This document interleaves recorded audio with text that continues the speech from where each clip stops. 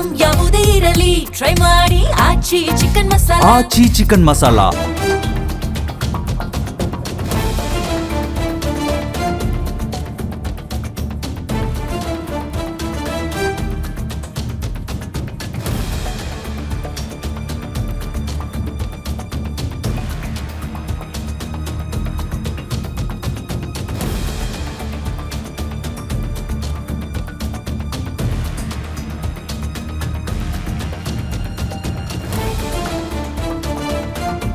ಈಗಲಾದರೂ ಬಗೆಹರಿಯುತ್ತಾ ತೈಲ ಮತ್ತು ಗ್ಯಾಸ್ ಸಮಸ್ಯೆ ಅನ್ನೋದು ಪ್ರಶ್ನೆ ಇದೆ. ಕಾರಣ ಕದನ ವಿರಾಮ ಘೋಷಣೆ ಆದ ಬಳಿಕ ಸ್ವಲ್ಪ ಮಟ್ಟಿಗೆ ನಿರಾಳತೆ ಭಾರತ ಸೇರಿದಂತೆ ಹಲವು ರಾಷ್ಟ್ರಗಳಲ್ಲಿ.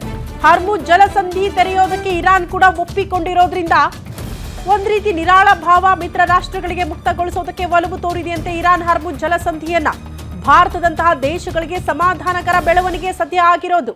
ಹಾರ್ಮುಜ್ ಜಲಸಂಧಿ ಓಪನ್ ಆಗಿಬಿಟ್ರೆ ಯಾವ ರಾಷ್ಟ್ರಗಳಿಗೂ ಯಾವುದು ಸಮಸ್ಯೆ ಇಲ್ಲ. ಕಾರಣ ಅದೇ ಮಾರ್ಗದ ಮೂಲಕ ಹಲವು ರಾಷ್ಟ್ರಗಳಿಗೆ ತೈಲ ಮತ್ತು LPGಯ ಸಾಗಾಟ ಆಗೋದು ಭಾರತ ಸೇರಿದಂತೆ. ಹಾಗಾಗಿ ಹಾರ್ಮುಜ್ ಜಲಸಂಧಿಗೆ ಇದ್ದಂತಹ ನಿರ್ಬಂಧಗಳನ್ನು ತೆರವುಗೊಳಿಸೋದಕ್ಕೆ ಇರಾನ್ ಒಪ್ಪಿಕೊಂಡಿದೆ.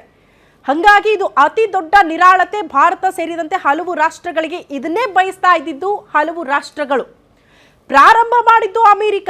ಜಂಟಿಯಾಗಿ ಇಸ್ರೇಲ್ ಜೊತೆ ಕಾರ್ಯಾಚರಣೆ ಪ್ರಾರಂಭ ಮಾಡಿ ಇರಾನ್ ಮೇಲೆ ಅಟ್ಯಾಕ್ ಆಗಿದ್ದು, ಸರ್ವೋಚ್ಚ ನಾಯಕ ಖಮೇನಿಯನ್ನ ಹತ್ಯೆ ಮಾಡಿದ್ದು ಕೂಡ ಎರಡು ರಾಷ್ಟ್ರಗಳು. ಹಾಗಾಗಿ ಅಮೆರಿಕ ಮೇಲೆ ಇನ್ನಿಲ್ಲದ ಒತ್ತಡ ಜಾಸ್ತಿ ಆಗ್ತಾ ಇತ್ತು. ಆದಷ್ಟು ಬೇಗ ಯುದ್ಧವನ್ನ ನೀವೇ ಕೊನೆಗೊಳಿಸಬೇಕು ಅಂತ. ಅಮೆರಿಕ ಅಧ್ಯಕ್ಷ ಡೊನಾಲ್ಡ್ ಟ್ರಂಪ್ ಅವರಿಗೆ ವಾಸ್ತವ ಪರಿಸ್ಥಿತಿ ಅರಿವಾದಂತೆ ಕಾಣಿಸುತ್ತೆ. ಬೇರೆ ರಾಷ್ಟ್ರಗಳನ್ನ ಬಿಡಿ, ತಮ್ಮದೇ ನೆಲದಲ್ಲಿ ವಾಸ ಮಾಡ್ತಾ ಇರುವಂತಹ ನಾಗರಿಕರು ಕೂಡ ಡೊನಾಲ್ಡ್ ಟ್ರಂಪ್ ಅವರ ಆಡಳಿತದ ಬಗ್ಗೆ ಅಸಮಾಧಾನ ಹೊಂದಿದ್ರು ಅಂತ. ಹಾಗಾಗಿ ಜನ ದಂಗೆ